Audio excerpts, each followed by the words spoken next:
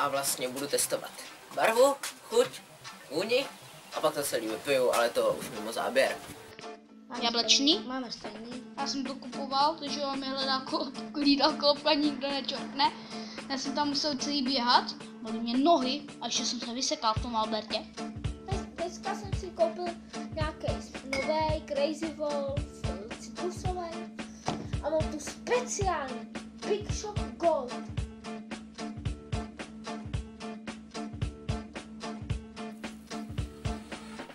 Že můžete vidět fakt, je to dobrý, chutná to jakoby taková jakoby bublinkovatější a míň sladší jakoby šťáva z těch zavařovaných třešní, taková ta šťáva tam je. Můžete vidět, barva je taková oranžová. Wow. Taková oranžová. To vůně.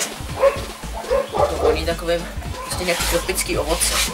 No, píšou tady, že to je z ovoce. A chuť.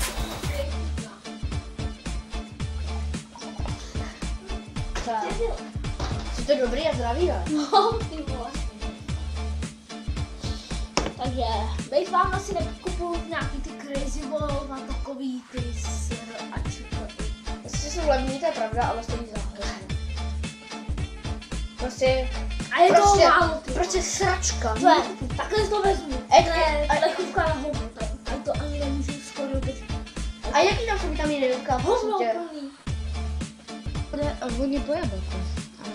A ještě se chystám udělat recenzi na Marabek, takže se těšte.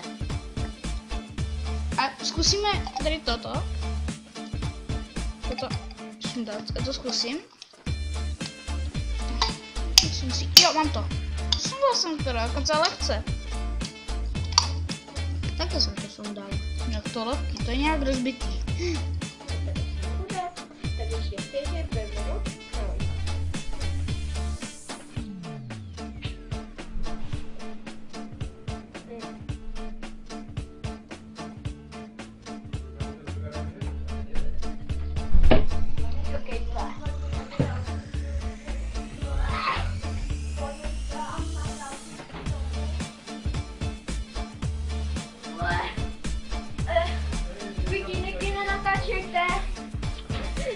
Natáčet a jít monstera, jo?